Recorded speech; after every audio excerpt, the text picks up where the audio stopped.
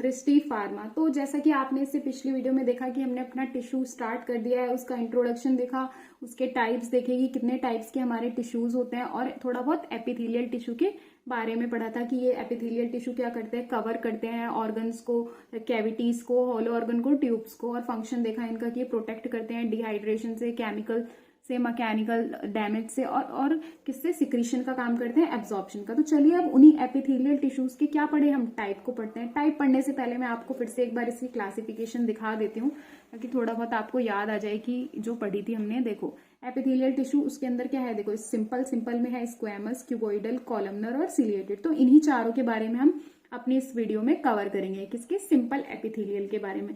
फिर उससे नेक्स्ट में हम अपना स्ट्रेटिफाइड को कंप्लीट कर लेंगे। चलिए अब देखते हैं हम किसके बारे में, सिंपल एपिथेलियल। क्या होते हैं ये सिंपल, बिल्कुल सेम, कैसे, देखो सिंपल है तो बिल्कुल जैसे आपने एपिथेलियल का स्ट्रक्चर देखा उसी को याद करते हुए आपको इन्हें बताना है।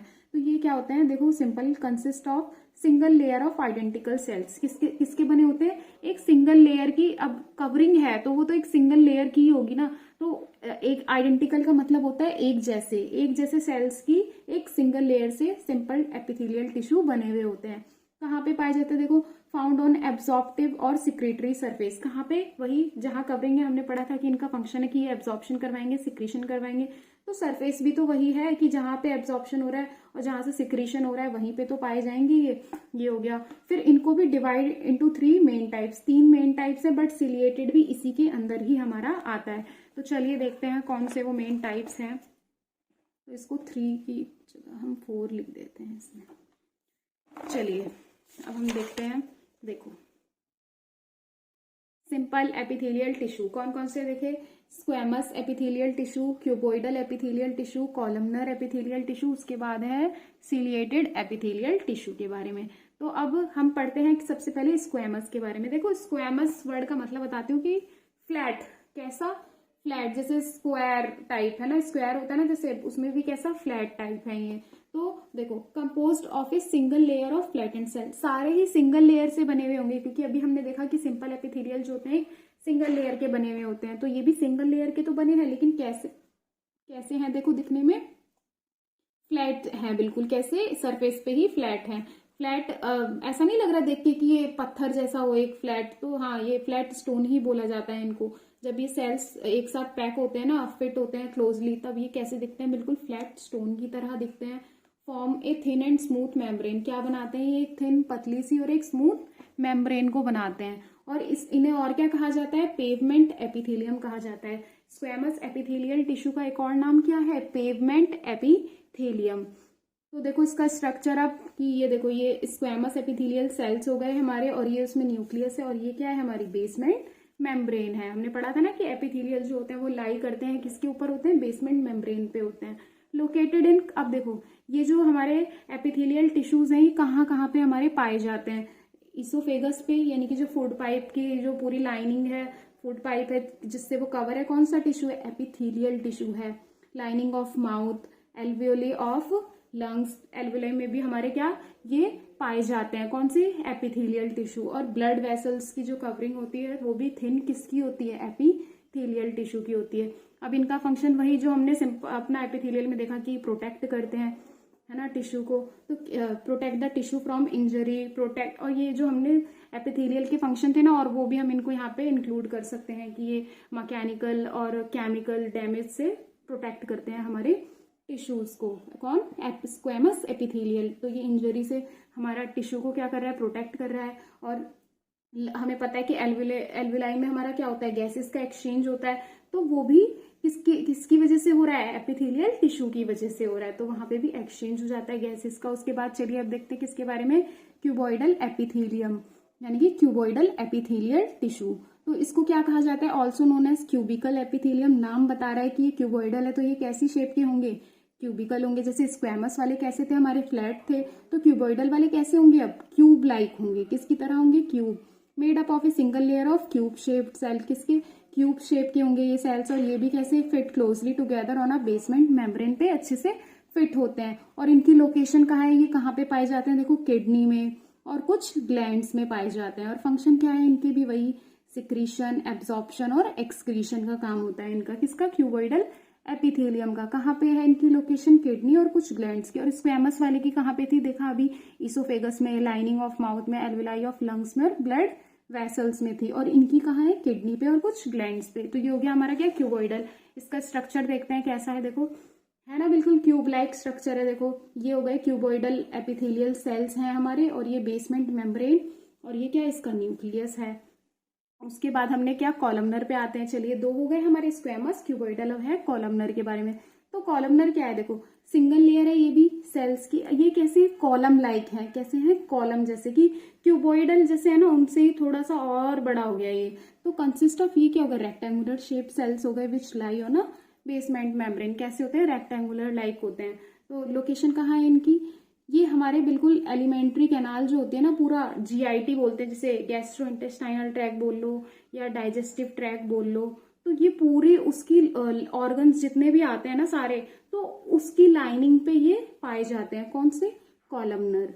तो इनका काम क्या होगा, देखो अब बिल्कुल जीआईटी के वहां पे पाए जा रहे हैं, तो जीआईटी में ही इनका काम है, फंक्शन है क्या, एब्जॉर्ब दी फूड, फूड को एब्जॉर्ब करेंगे ये, सिक्रीट करेंगे, म्यूकस को सिक्रीट करेंगे। म्यूकस क्या होता है, थिक सब्सटेंस होता है, secreted by columnar cells. Mucus हमारा कहाँ से सिक्रीट हो रहा है, कॉलमनर सेल से, जिनको क्या कहा जाता है, गोबलेट सेल्स कहा जाता है, ये आपने पढ़ा होगा।